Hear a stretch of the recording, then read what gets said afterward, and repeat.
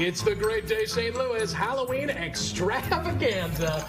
We've got everything you need to know to kick off your Halloween morning, including a little history lesson on the spooky holiday and why it is so important here in St. Louis. Oh, and we'll find out why so many kids tell jokes to get their treats. It's a new day, nothing in a way. This is the start of something big. All right, do you have your jokes ready for trick-or-treating? It's a St. Louis tradition, but you ever wonder why? Well, celebrity historian Raffi Andonian joins us with a look at the history of Halloween here in the Lou. I'll be very interested. Yeah.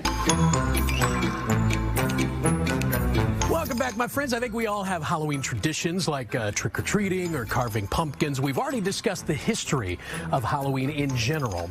But how about why certain things are the way they are right here in St. Louis? Celebrity historian Raffi Andonian joins us in the studio this morning to help us answer some of those questions. You look fantastic. Well, thank you. This is a good look for you. You have to be father of the country. That's right. And he is the ultimate historical celebrity. Yes, that's well, sure. Once your face is carved into a mountain, I think you get to say that.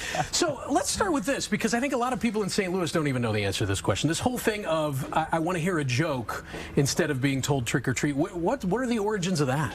There's a couple different theories for that. I think it's fascinating, though, because it's so blue collar in a way to have to do something in exchange for the treat, right? And St. Louis, I think, despite a very rich history with a lot of wealth in the Gilded Age, does have a very blue collar value system. But there's a couple theories. One is from the Irish. There's a very heavily Irish influence here in St. Louis, especially with their historical Catholic roots and so on. And a lot of trick-or-treating traditions and Halloween do trace back to ancient Celtic traditions in Ireland. For example, getting dressed in costumes, singing songs to the dead on October 31st and November 1st, going to families, exchanging cakes, and exchanging stories, which is also part of it. Now, the jokes kind of morph, some of the folklore people say the jokes kind of morph out of that and exchanging stories and the idea of exchanging treats, and it is a form of tricking in a way as well. Sure. However, the story that I like better, that's a little bit different, is in Des Moines, Iowa. There's some people that say that it originated in Des Moines, Iowa in the 1930s, 1938 or so, when the trick-or-treating, the trick parts got really out of hand. We're talking about 550 police reports about bad tricks. Yikes. Bricks being thrown around, street lights getting shot out, fire hydrants getting turned on, fires getting started.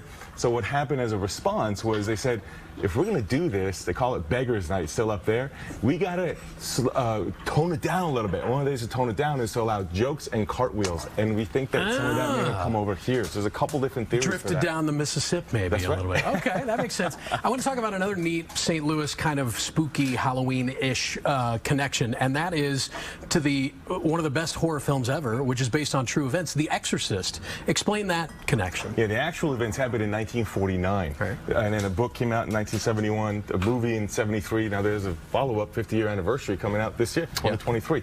Now the story behind that is that there was a teenage boy, lived in Washington, D.C., but had an aunt, a family member in St. Louis, who he was connected to, or he tried to connect to after she died. So he starts experiencing all kinds of things, objects flying across the room, scratch marks on him, sounds of water dripping, sounds of footsteps, claw marks, all kinds of things were happening. So eventually, after going to a hospital in D.C., psychiatrists, all kinds of people, his family brings him to St. Louis to try to kind of relieve the family stuff. He goes over to the priest at SLU here, St. Louis University. The priests eventually go to the archbishop, who then decide, despite multiple failures, because of multiple failures of all medical and religious ceremonies, they do the ultimate, which is an exorcism. And in that exorcism, we have diary account of this, of one of the priests writing about this, says that when we were doing the exorcism, he started to violently engage with the pillow on the bed. It took 3 men to hold him down, started to spit at them, started to scream diabolically. Yeah, really freaky stuff out of a horror movie. And until eventually, he kind of had this dream. Now, this happened, actually, I should say, over the course of 3 months. They tried this over and over. It wasn't just one night. And eventually he had this dream, and there was, one diary says, there was a sound of a gunshot, and he kind of woke up saying that he was just fighting with the devil, or one of the saints was fighting with the devil. For months. That's right. And there was a secret word he was supposed to say that he said that finally stopped all of that. He didn't have those incidents after that moment.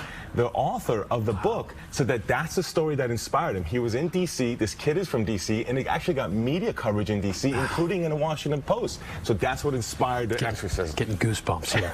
A lot of interesting connections to Halloween in St. Louis. Hey, you can see more from this guy. Always brings fascinating and true stories. Celebrity historian Raffi Andonian by visiting celebrityhistorian.com. And you can also find this segment on our website, KMOV.com/greatday, a little after the show. Guys. That was kind of scary. Creepy. Yeah. I don't like the Exorcist stuff. Not a big fan. No. I am. It was a great movie. I know.